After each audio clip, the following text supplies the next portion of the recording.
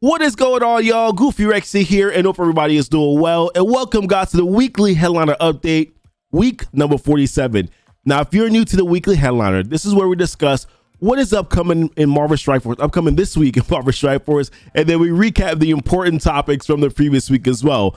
Now, we got a lot of stuff to talk about this week. There's a plethora of events, new legendary or existing legendaries that are rolling back around here. The Thanosgiving event just went live yesterday, and definitely some controversy there so far. But we're going to talk about the event, how you can go about trying to achieve what you want to get here from these milestones, and how realistic that is for you here. Dark Dimension 5 has been completed. The race has been won, which is, I think, is a relatively good thing here. So we're going to talk about that as well. Some theory crafting going on with the Eternals team, having a lot of fun with that team right now. We're going to talk about some of the teams that I've been using. The Ikaris event is going to start tonight here, so we're going to go over that really quickly as well. And then we got a silhouette, right, from Twitter, the Marvel Strike Force Twitter page, of some information of some characters coming into Marvel Strike Force. We have some theories that have been floating around for this past weekend here. We're going to talk about when we could be expecting those new characters coming into Marvel Strike Force, and a rework that I'm hoping is going to be happening as well. But this, guys, and so much more to discuss on the weekly headliner update, and we're going to start right now.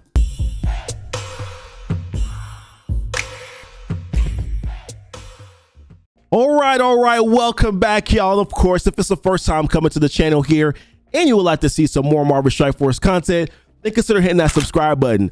Also hit the notification bell so that you would know when my videos do go live. And then down below in the description, there's a few other links on where you can join my Discord and become a part of the Goof Troop here and communicate with the family and the group that we have. Amazing people that are in the Discord. There's also a link to my Twitch page where I do stream Marvel Strike Force content on a weekly basis, and we have a lot of fun there, especially on my roster roast nights, which are usually on Friday nights. So come check that out. My Twitter link is also down below in Facebook. That's where I do post updates on a weekly basis, including my Discord as well. And then Amazon coins, if you're looking to save some money here on your Marvel Strike Force in-game purchases or mobile in-game purchases, then Amazon coins is definitely right for you. That's how I'm saving up to 20% here. The instructions and the link is down below. And of course, my Patreon, that's another way for you to support the channel as well. But let's dive into the topics for this week. And the first we're going to talk about here is going to be the Thanosgiving event here. So the way this is supposed to work, we were supposed to have all of these blitzes that were running sort of simultaneously here. So I expected that we were going to get the Thanosgiving one, the Red Star one, the Orb one. This was a little surprising that we actually got this Wasp one that showed up a little bit earlier here. I thought we were probably going to get this on Monday, but it looks like the timer here is that it's supposed to be running for 4 days while the Thanosgiving Blitz is happening. So that's kind of what it is here. Now, in the Thanosgiving Blitz, you're getting in these rewards, you're getting your gold, you're getting your Blitz credits, you're getting the Thanos shards, and you're also getting this right here, the Thanos Orb Thanosgiving Orb fragments. Now, these Orb fragments, you're sort of collecting them. You're collecting them, and you're not able to open up any orbs with these as of yet because those orbs are not released into Marvel Strike Force. These orbs are not going to be available until Thanksgiving Day. So just as a quick reminder of that. But also, as you're collecting these, you're going through these milestones here, and you're getting your points for your blitzes. These points also attribute and accumulate up to these milestones right here, the Infinity Feast milestone, as you can see. And actually, no, I am incorrect on that one. That's not what it is. When you're collecting these fragments, I should say, as you're collecting these fragments, these right here, these Thanosgiving Orb fragments, that is 1-to-1 in terms of the points that you're getting for the Infinity Feast milestone. And this is kind of where the frustration happens, right? So if you look at the Blitz, to complete all the milestones on this Blitz, you only need to do, if you have an end game roster, you only need to do about 4 to 5 rotations in order to be able to complete this, and that will get you the total 7,500 Blitz points that you can get here. And then you'll get these Thanosgiving Orb fragments, which will equal a total of 787,000 is what I calculated. I could be wrong, could be about 5k off. It might be 782,000.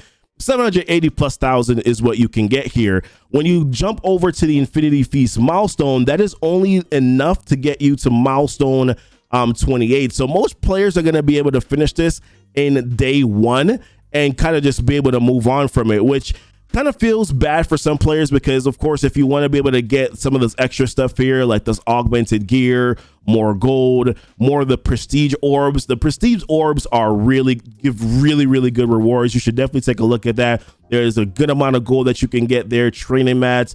Of course, it's RNG based, but for the most part, anything that lands from the prestige orbs is going to be some good items that are there.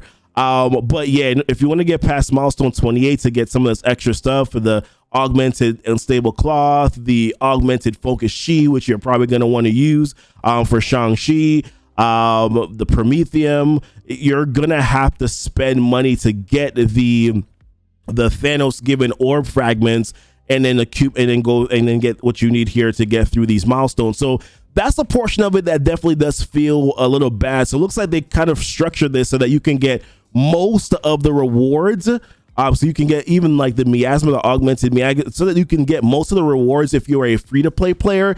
But if you want anything else on top of that, you got to be a whale. You got to crack it out a little bit on this in order for you to be able to get these resources here. So that's the portion that feels bad. I don't know. I personally don't like it. I do understand that there has to be something for whales and for krakens, but I felt like the milestones maybe have been cut off a little bit too early here, or it probably would have made sense if they had run the Thanos Blitz maybe twice, right? So that you could have gotten 780,000 times 2, run it twice so that you can get more of these milestones. And then if you really wanted to get the higher tier end of some of these rewards here, like your gold, the extra gold and stuff, that you could then spend to do that, because you probably would have been able 1.5 would have put you where, right? Like a milestone 33. I don't know. It's just the calculations just seem kind of weird to me, but that's sort of what this looks like here. I'm curious to know what your thoughts are, but yeah, that's pretty much basically it. Save, you're gonna get those Thanos orb fragments from doing the blitzes. That's gonna total 780,000. You're gonna be able to open up those orbs on Thursday once Thanksgiving Day kind of rolls around here. But that's pretty much basically the event in a nutshell. The prestige orbs, like I said, are really good. So take a look at some of the rewards that you can get from the prestige orbs. I think in total as a free-to-play, you can probably get about 3 of those. 3 to 4 of those prestige orbs is what I sort of calculated here. But enough of that. Wanted to talk about something else, man. Dark Dimension 5, that the race is complete. As you can see here, Tadano Mac has completed Dark Dimension 5, and that's really good. I think it's a little quicker than we expected, to be honest with you, because I mean, even Dark Dimension 4 took quite some time because of the gear that you needed in order to be able to get it. And I mean, it's still kind of the same thing. The augmented gear that you need is still pretty rough to be able to get here. You got to open up a lot of these orbs. You have to be purchasing everything in the store with your gold and probably using all your currency for war.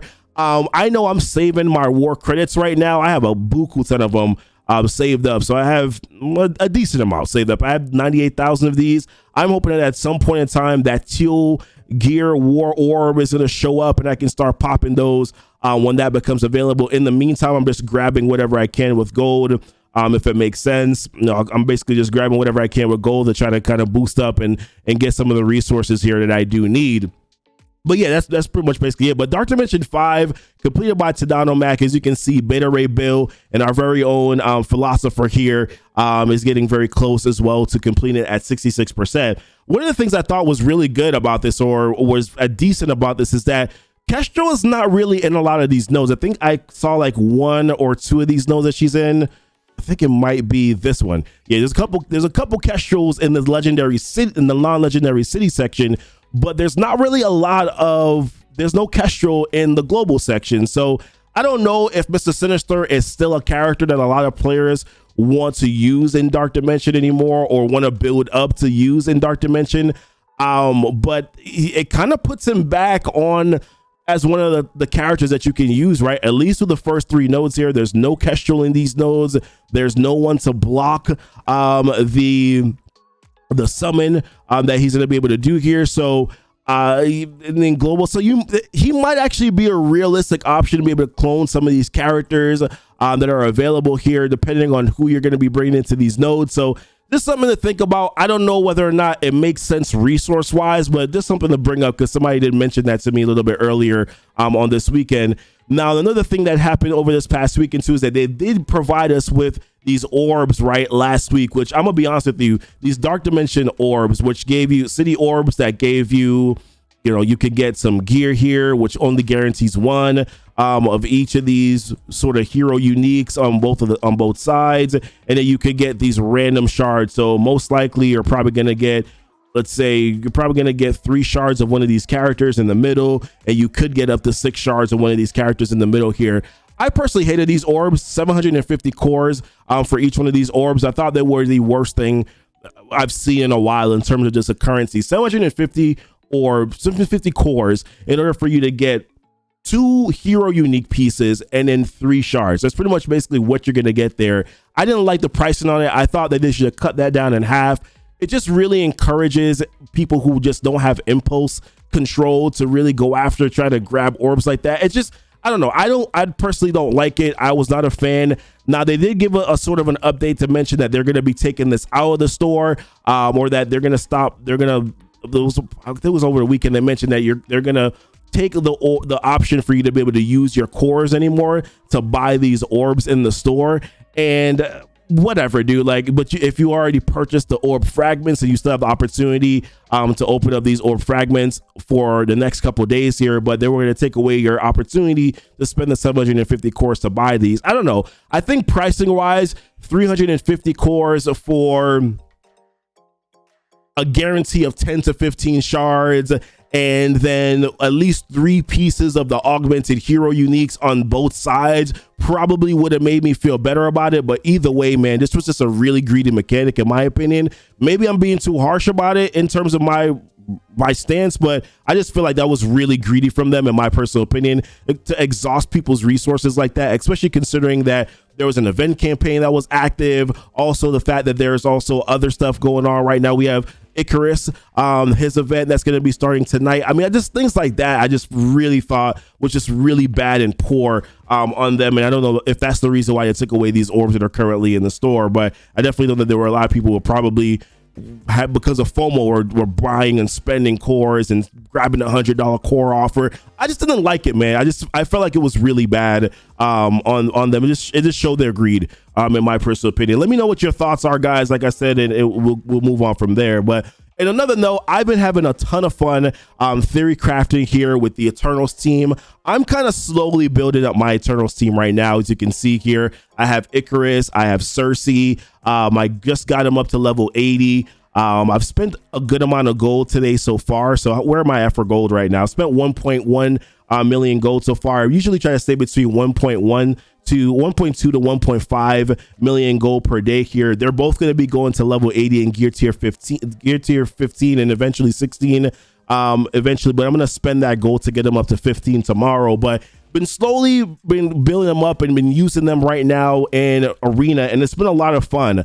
Now, some of the matchups for me have been just really lopsided because of power level. The most fun that I've had right now, the best team that I've been having a lot of fun using in arena right now has been this team right here with Ikaris, with Cersei, Kestrel, Emma, and Captain Sam. This is a comp that I use against, because I've still seen a lot of Infinity Watch teams, not seen a lot of Eternals in my arena chart right now. Still seeing a lot of Infinity teams, even in like the top 20, top 15, top 10 there. I'm still seeing a lot of those, and this is what I've been able to use to do some pretty damn good punch-ups, like 200k, 250k punch-ups here against Infinity Watch. Now, it can get really dangerous because Ikaris can do so much damage with his turn 1 ult that it brings Nebula down under 50%, and then she gets a death proof, and then I can't use Kestrel to clear that, right? Because she's gonna have the safeguard. So sometimes it gets really clunky because I can't use Kestrel to delete Nebula to then get rid of the assist. But this has been the most successful team that I've tried so far that has worked.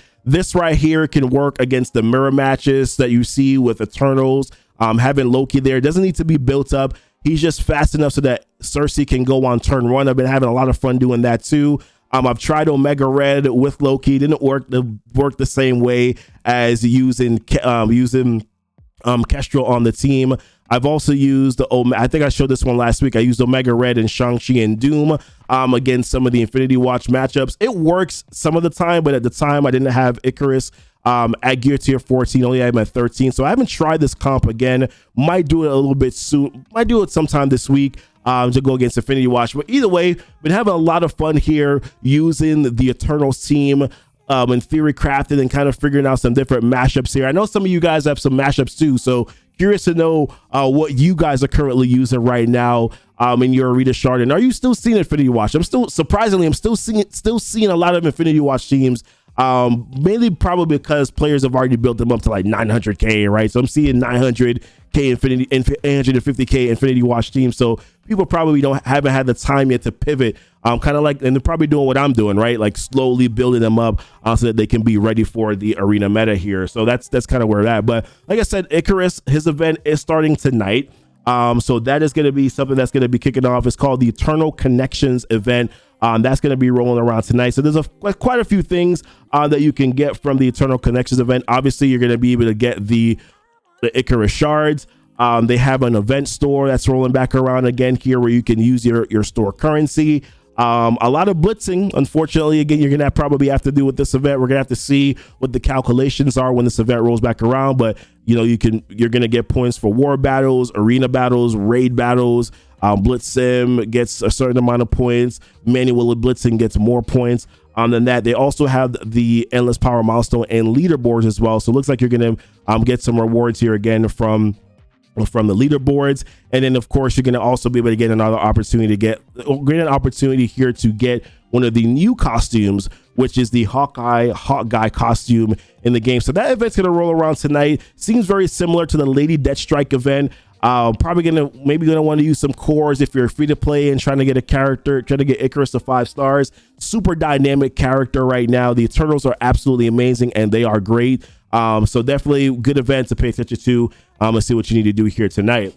But next thing I want to talk about is we had another character sort of share from MSF and kind of just broke down. Looks like we're going to be getting 5 new characters, right, that are going to be coming into Marvel Strike Force, and we already know who this character is here. We know that that's going to be Magik. Actually, let's show this picture. This was the original from MSF, and I think some people did some workaround to show who they think that the characters are going to be. Now we don't know exactly who who the characters are going to be, but we've heard a rumor for some time that we're going to be getting a Spider team, right? And it looks like this silhouette here is showing Spider-Gwen. Looks like we got Scarlet Spider right here. We got Spider-Punk is what we're assuming. And then this picture here of T'Challa because of the purplish background that was showed. Now there's another picture out there that actually shows not T'Challa, not the T'Challa Star-Lord, but shows Forge. And I don't know if Forge makes a lot of sense. And I guess I don't know much about Forge, but what I remember with Forge is that he had some dealings with X Factor, right? Maybe potentially he could be a part of the X Factor team, but the background doesn't make sense. The background makes so much more sense with these other characters here. Spider-Gwen, who's on my wish list, has been on my wish list as a character that I want to come into Marvel Strike Force for quite some time. So if it is her, I'm going to be extremely, extremely excited. And then of course, Scarlet Spider, I think it's going to be a really, really cool dynamic team. Don't know where they're going to land. If they are coming to the game, actually, where they're going to land, if they're going to be like a bio team or something of that nature, or maybe a raid team. I feel like we already have a bio answer with the symbiotes. And I think a lot more players would be a little bit more excited if there was a tech Doom raid team. Right. So my guess here is that it's probably going to be potentially a raid team is what I'm thinking that they're going to most likely market them as. And T'Challa, not quite sure where they're going to put him, but probably going to be part of a what if team, because we already know that Doctor Strange is probably going to be could be a part of a what if team, or maybe Midnight Suns later on. We're going to have to check out where that's concerned. I'm more interested in if they are also going to rework OG Spider-Man, man, because OG Spider-Man needs some loving. My man needs some loving in this game right now. So I'm hoping. Talk to me, please, Scopa Lee. If they're going to be giving a rework here for Spider-Man, that's definitely one of the things that I would like to see here, and it potentially could be happening, right? We have 3 characters that are going to be a part of a team, and then we could see a rework to Spider-Man. We could see a rework to Miles. There could be some sort of a rework coming for those 2 characters as well. So we're going to have to take a look and see what pops up here. But we know in terms of patch expectations, if they are going to be bringing out, I know it's a lot of characters. There's 5 characters here, but I don't think that you need to panic as much about this. And I know that I'm stretched for resources right now. You're probably stressed for resources as well. My guess is that probably if we are getting a patch, most likely, so the last patch was what, on the 3rd of this month? So I'm assuming that the next patch would be the 2nd week of December, or it could be the 3rd week of December, because sometimes they're like usually 5 to 6 weeks apart. So the 1st week, the 2nd week in December, or the 3rd week in December is probably when we can expect that patch. And keep in mind that patch is usually a very long patch. So we had it last year too. It's usually a very long patch because they don't actually do a patch in January.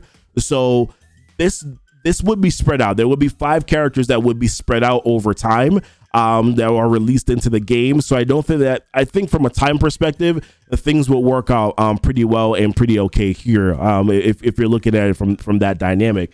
But yeah, I mean, one thing we do know is that we do know about Magik. We got some information on her already and how she looks from the opening picture here. She looks very good. Big sword. Kit looks pretty good. I wasn't overwhelmed with the kit. She doesn't look like she sucks. Like, I'm definitely not saying that.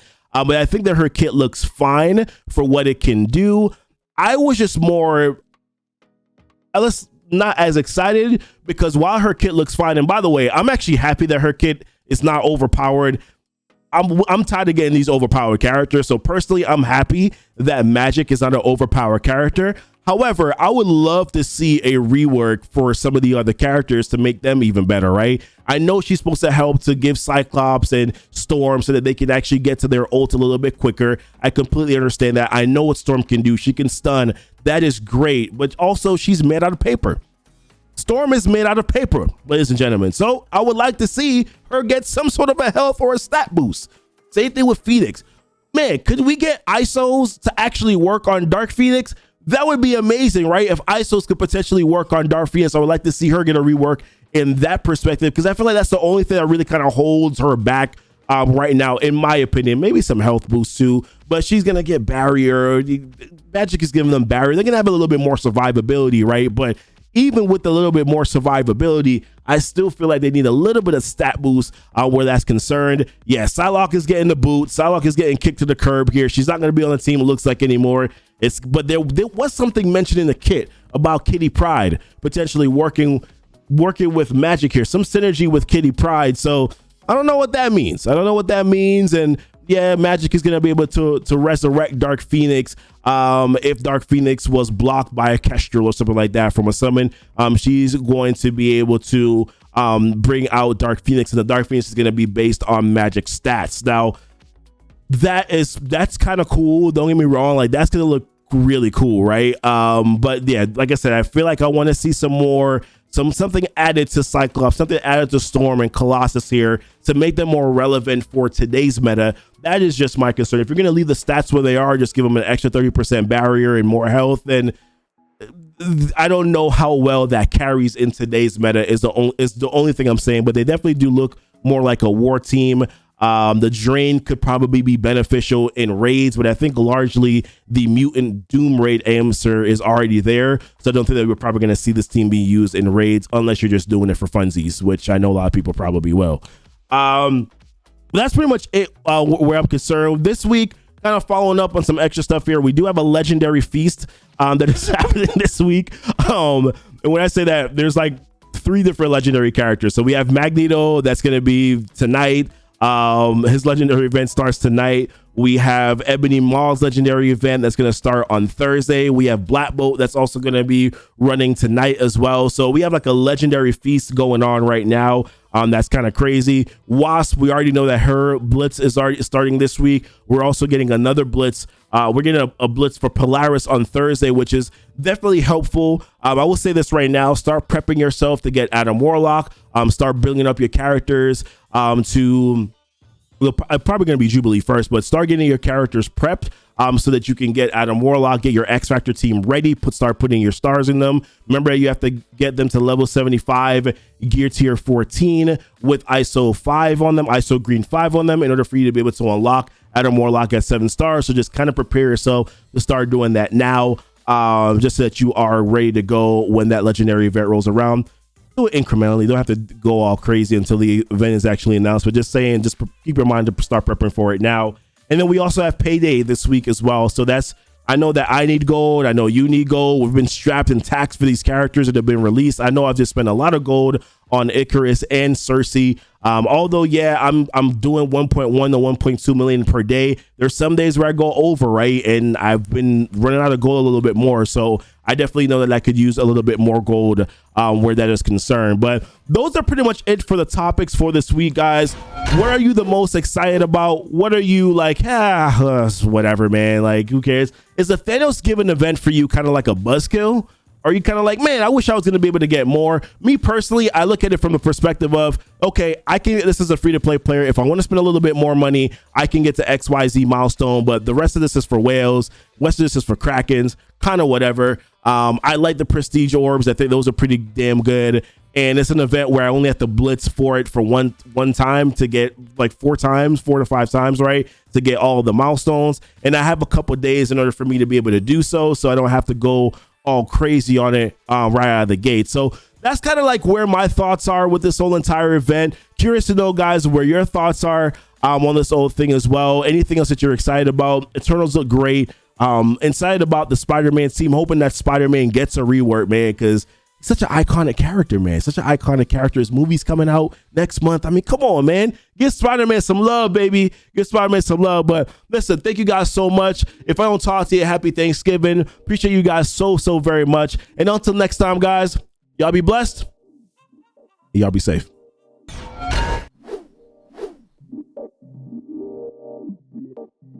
Whew.